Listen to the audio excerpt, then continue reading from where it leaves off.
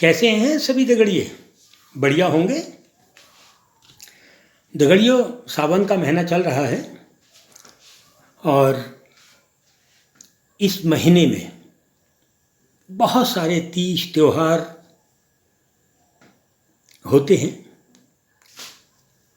और यही वो महीना है जब बृहद स्तर पर हिंदी क्षेत्रों की कांवड़ यात्राएं चलती हैं। कांवड़िए जाते हैं, हरिद्वार तक पहुंचते हैं, वहाँ से जल लेते हैं। कुछ अति उत्साही कांवड़िए गंगोत्री तक जाते हैं, कुछ बद्रीनाथ की तरफ भी चले जाते हैं, कुछ केदारनाथ की ओर भी आते हैं।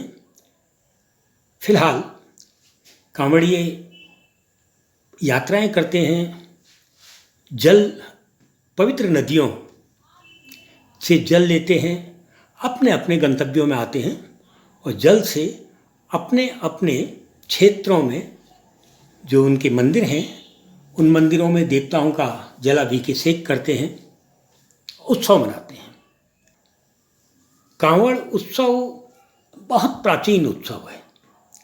ये तब भी था जब भारत गुलाम था, ये तब भी था जब भारत में मुगल साम्राज्य था और स्वतंत्रता संग्राम के दौर में भी कांवड़ यात्राएं थीं। स्वतंत्र भारत में भी कांवड़ यात्राएं हैं। इधर अयोध्या में बाबरी मस्जिद ध्वंस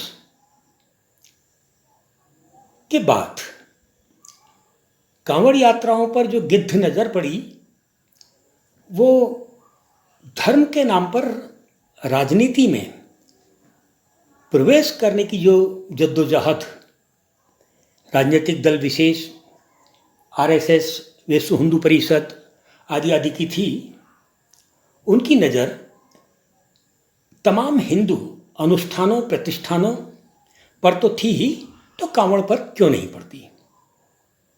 कांवड़ यात्राएं जो उत्सव है, और हिंदू धर्म में बहुत सारे उत्सव हैं, उन तमाम उत्सवों में जो सबसे श्रेष्ठ उत्सव माना जाता है, अद्भुत उत्सव, वो कांवड़ यात्रा मानी जाती है। अब कांवड़ यात्रा पर अगर राजनीति की नज़र हो तो यात्रा सुरक्षित कैसे रह सकती है? उस कांवड़ को हमारी यात्रा, मतलब हिंदुओं की तो थी, अब हिंदुओं में संघ की यात्रा, भाजपा की यात्रा, इसको प्रचारित करने के लिए आपने सुना होगा कि एक बार बाकायदा हेलीकॉप्टरों से कांवड़ियों के ऊपर फूल बरसात भी की गई। और ये एक ऐसा दौर भी सामने आया जब आक्रामक नारे भी कांवड़ियों के साथ कांवड़ियों की यात्राओं में घुसेड़ने की बहुत से प्रयास किए गए, और जिस हद तक प्रयास किए गए उस हद तक प्रयासकर्ता सफल नहीं हुए।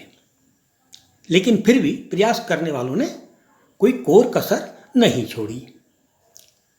इधर 2024 में लोकसभा चुनाव से पहले से ही पूरा देश डरा और सहमा था।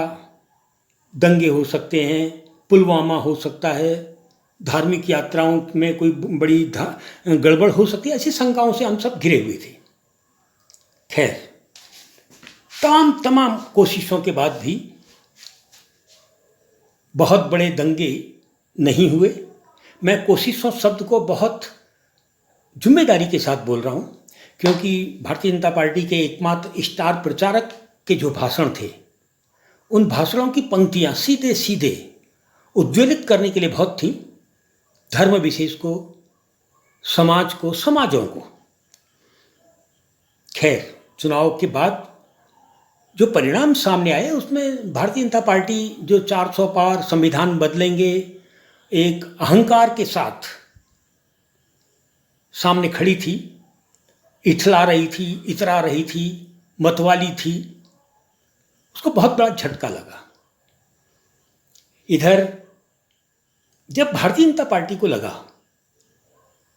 कि जो हम हिंदू संगठन की बात करते थे वो अब बेईमानी हो गई है, इसलिए हो गई है क्योंकि दूसरी ओर से अल्पसंख्यकों के रूप में, आदिवासियों के रूप में, दलितों के रूप में, अल्पसंख्यकों के रूप में हिंदुओं की एक बड़ी संख्या जो 60% से ऊपर जाती है, उसको अलग करने में एक दूसरा राजनीतिक दल कामयाब हो चुका है।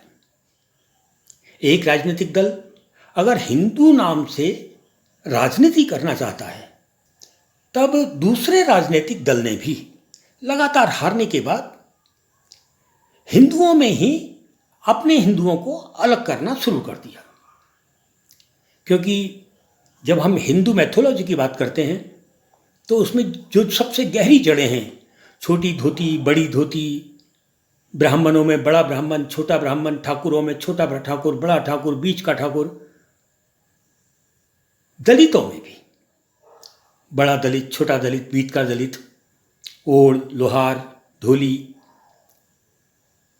तो ये जो बिखराव था, जिस बिखराव का पूरा लाभ भारतीय जनता पार्टी, आरएसएस, राष्ट्रीय स्वयंसेवक संघ, विश्व हिंदू परिषद जैसे संगठन अपने राजनीतिक दल भाजपा को जिताने के लिए पूरा का पूरा इस्तेमाल कर रहे थे, अब उसी हिंदू को अपने हिंदू के रूप में और उनके हिंदू के रूप में अगर डिवाइड करने में कांग्रेस नामक राजनीतिक दल और इंडिया गठबंधन के रूप में संगठित तमाम कामयाब अगर होते हुए दिख रहे हैं, तो भारतीय जनता पार्टी की बेचैनी स्वाभाविक थी। और भारतीय जनता पार्टी की यही बेचैनी इस कांवड़ यात्रा में दुकानदारों को आदेश देती है कि आपको अपनी दुकान के बाहर लिखना होगा कि आप किस धर्म के हैं। यानी इस दुकान का मालिक, इस रेस्टोरेंट का मालिक, इस चाय की दुकान का मालिक, इस नाई हज्जाम का मालिक, इस परचून की दुकान का मालिक, इस ठेले वाले का, फल बेचने वाले ठेले का मालिक कौन है, हिंदू है या मुसलमान। दुकानों के बाहर, प्रतिष्ठानों के बाहर, प्रतिष्ठान मालिकों के नाम पर, प्रतिष्ठान मालिकों की पहचान के नाम पर जो नाम लिखवाए हैं, उससे सिर्फ हिंदू और मुसलमान का ही पता नहीं चल रहा है। उन नामों से ये भी पता चल रहा है कि ये ओबीसी वाले की दुकान है, ये दलित की दुकान है, ये ठेला, अमरूद का ठेला दलित का है, ये भुजिया का ठेला दलित का है, ये पान की दुकान दलित की है, या ब्राह्मण की है, या ठाकुर की है, वो भी पता चल रहा है। आपने साबित कर दिया कि साहब ये दलित की दुकान है उसके नाम से। क्योंकि जहाँ तक मुसलमानों का सवाल है, तो अधिकतर मुसलमान, उनका अंदाज, उनका बातचीत करने का तरीका, उनका रहन सहन, कमोबेश अगर मैं नरेंद्र मोदी जी की भाषा में कहूँ तो उनकी पहचान, उनका वस्त्र से पता लग जाता था ये मुसलमान है या हिंदू है। लेकिन अब जो पहचान पत्र दुकान के आगे लगाया गया है, उससे ये भी साफ हो रहा है कि दुकानदार हिंदुओं में कौन है, हिंदू है, मुसलमान है, ये तो साफ हुआ। लेकिन इसके साथ साथ ये भी साफ हो गया कि हिंदुओं में कौन है, हिंदुओं में किस जाति का है। नन्हेलाल, राम कुमार कुशवाहा, अजीत दीक्षित, हमारे नामों से हमारी पहचान हो जाती है। ठीक है, हिंदुओं के कपड़ों से उनकी पहचान कम होती है, कुछ ही लोगों की होती है, लेकिन नामों से उनकी पहचान हो जाती है। और यही पहचान तो आप करवाना चाहते थे। क्यों? क्योंकि इस बार जो वोट पड़ा है उसमें 100 में से 70 आदमी को एक तरफ करने का जो प्रयास इंडिया गठबंधन ने किया है, उसमें धीरे धीरे इंडिया गठबंधन सफल होती हुई दिखाई दे रही है। दगड़ियों, दुकानों के बाहर नाम चस्पा करना पहले भी होता था। हर दुकानदार अपनी दुकान के बाहर एक नाम लिखता है, कुमार कॉस्मेटिक, ABC पान की दुकान, अलाना फलाना हज्जाम, अलाना फलाना वस्त्र विक्रेता, अलाना फलाना सूप विक्रेता, रेस्टोरेंट, अलाने फलाने की चाय की दुकान, सबके नाम होते हैं। आधे से ज़्यादा नाम तो देवी देवताओं के नाम पर होते हैं। माँ भगवती टी स्टॉल, माँ भगवती रेस्टोरेंट, बहुत सारे बहुत सारे।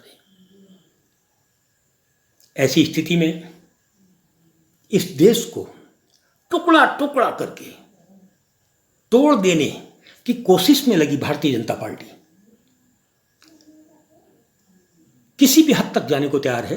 का उत्सव कांवड़ यात्रा के रूप में जो हमारा है, हमारा जो हमारी शोहरत है, हमारी ताकत है, हमारी पहचान है, हमारी धरोहर है, उस पर राजनीति की काली छाया बहुत लंबे समय से पड़ रही है। इन चुनावों में इस छाया से निपटने का प्रयास वोट के माध्यम से तो देश ने किया है। उम्मीद की जा सकती है कि ये षड्यंत्र, जो खतरनाक खेल दुकान के बाहर धर्म को दिखाने का खेला जा रहा है, इसका मुंह तोड़ जवाब राष्ट्र देगा, हिंदी बेल्ट देगी, खासकर उत्तर प्रदेश देगा, उत्तराखंड देगा। फिर मिलता हूं तो गड़ियों।